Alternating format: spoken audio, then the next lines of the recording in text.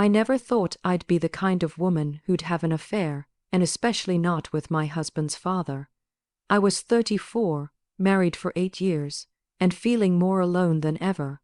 My husband, Alex, had grown emotionally distant over the years. He wasn't unkind, just absent. He buried himself in work and hardly acknowledged me, even during dinners or on our anniversary. I kept trying dressing up, planning date nights, asking to talk, but it was like talking to a locked door. Then his father, Michael, moved back into town.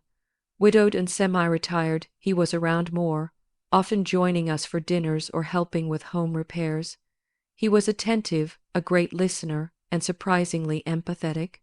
I found myself talking to him about my loneliness, things I hadn't even said out loud before.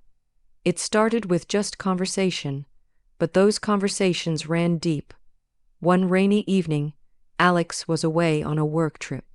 Michael offered to take me out to dinner, just a cheer-up evening. We ended up having wine at a hotel lounge, and then suddenly, it was like the dam broke. I was crying in the elevator, and he just held me. I don't remember who leaned in first. The kiss was a blur, and we ended up in a hotel room upstairs. It was a night full of emotion, guilt, longing, and strange comfort. I remember crying afterward, not from regret, but from the complexity of what had just happened. It wasn't just sex, it was years of buried pain, unmet needs, and unspoken words exploding all at once. We swore it would never happen again, but it did, twice more. We both knew it was wrong, horrifyingly wrong, but we were emotionally entangled. The secrecy bonded us more than it should have. Eventually, I ended the affair. I started therapy. I haven't told my husband, and Michael and I barely speak beyond the occasional polite exchange. But the weight of the secret still sits heavy in my chest. I feel like a different person, not better, not worse, just changed. This experience taught me that unmet emotional needs can drive people to places they never imagined. It wasn't love, not really. It was desperation wrapped in warmth. Emotional neglect in a marriage doesn't always begin with cruelty or abuse. More often, it starts with indifference, small silences that grow louder over time. In the context of this real life story, the woman found herself married to a man who had emotionally checked out. Her husband wasn't overtly cruel, but his emotional unavailability created a deep void in their relationship. Over the years, affection faded into routine, conversations turned transactional, and intimacy became a memory rather than a shared experience. In this emotional desert, any form of genuine attention or understanding can feel like a lifeline. That's exactly how the relationship with her father-in-law began, innocently, even respectfully. He had recently moved back to town after losing his wife, and he, too, was in a vulnerable emotional state. What began as simple companionship and shared sorrow subtly transformed into something neither expected. The story unfolds as a slow, organic build-up rather than a sudden, scandalous event. This is where the danger of emotionally charged relationships outside of marriage lies. They don't often appear threatening until the emotional boundaries have already been crossed.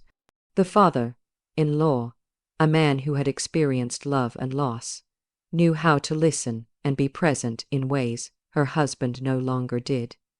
He saw her, heard her, and empathized with her. In contrast to her husband's distance, his warmth felt intoxicating. And what makes this story particularly striking is the absence of predatory intent or conscious manipulation. Instead, it's about two emotionally wounded people who found an unexpected, taboo form of solace in each other. It challenges the assumption that infidelity is always rooted in lust. In this case, it was rooted in emotional starvation. The woman didn't set out to betray her husband. She was seeking connection, understanding, and simply someone who made her feel like she still mattered. This emotional dependency, once formed, created a dangerous intimacy. The hotel encounter wasn't just about physicality, it was a culmination of weeks, even months, of emotional closeness and suppressed tension. That's what makes it so relatable to many who have felt unseen in their marriages. When someone finally pays attention, truly listens without judgment, it becomes easy to confuse emotional comfort with romantic love. That confusion blurs lines and makes forbidden attachments feel justified, even fated. Emotional affairs, especially those with older or familiar figures like in-laws, are complicated further by the trust and familial roles involved. The betrayal runs deeper than just infidelity. It becomes a collapse of the moral structure holding the family together. What's most unsettling is how this emotional dependency sneaks up on people. There were no early warning bells, no obvious red flags. It was a series of shared dinners, vulnerable conversations, and subtle emotional exchanges that felt natural, even necessary in the moment. These are the relationships that rarely get discussed because they don't fit the traditional narrative of cheating. They aren't always fueled by lust, but by unmet emotional needs that go unspoken for too long. That is what makes them so dangerous and so human. Emotional neglect opens the door for these kinds of attachments to take root, and by the time one realizes how deep the connection has grown, it's already too late. The woman in the story was not only emotionally isolated from her husband, but emotionally entangled with someone who was supposed to be a father figure. That conflict between emotional need and moral responsibility is what drives the depth and pain of this true infidelity story. The aftermath of infidelity, especially one that crosses deep personal or familial lines, is often dominated not just by external consequences, but by the overwhelming psychological burden of secrecy, guilt, and emotional confusion. In the story of the woman who became entangled with her father-in-law, the most enduring wound wasn't necessarily the betrayal of her husband, but the crushing internal collapse that followed. The act itself, as forbidden and emotionally charged as it was, became a gateway to a complicated emotional prison. Carrying a secret of that magnitude, especially one involving a member of the family, created layers of emotional strain that couldn't be openly processed or confessed without the risk of devastating consequences for everyone involved. The woman found herself haunted not only by guilt, but also by fear. Fear of being exposed, fear of destroying her marriage, fear of shattering the relationship between her husband and his father, and fear of never emotionally recovering from what she had done. The secrecy demanded a performance, smiling at family dinners, pretending nothing had changed, suppressing memories, avoiding glances, and redirecting her emotional energy toward maintaining the illusion of normalcy. This mental labor is exhausting and deeply isolating. She couldn't speak to friends, couldn't confide in a therapist without potentially risking the secret leaking, and certainly couldn't confront the situation with either of the two men at the heart of it. Emotional isolation compounded emotional trauma, leading to a sense of self-estrangement. She didn't recognize the version of herself who had done this.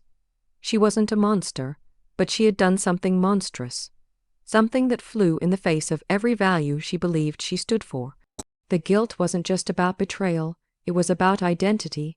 Who was she now? Could she trust herself again? The father-in-law, too, bore his own silent burden. Though the story is told from her perspective, the emotional entanglement between them meant he likely lived in a parallel purgatory, ashamed, regretful, and likely burdened by his own complicated grief over his deceased wife. In many ways, the act between them was also a desperate reach for human connection during a time of shared loneliness. Yet that act, once committed, became a corrosive bond, a shared secret that neither of them could fully erase. Their dynamic forever changed, making family events uncomfortable, strained, and at times unbearable.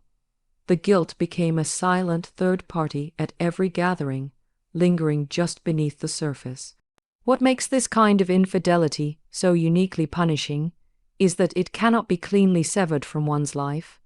Unlike an affair with a coworker or stranger, where complete detachment is at least theoretically possible, this one is embedded within the very structure of her personal life.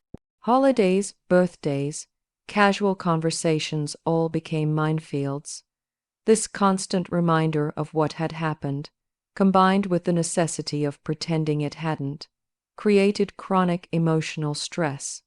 Guilt began to shape her decisions, influence her behaviors, and even affect her physical health. She struggled to sleep, felt anxious in quiet moments, and guessed her worth as a partner and person. Over time, this chronic internal conflict began to erode her self-esteem.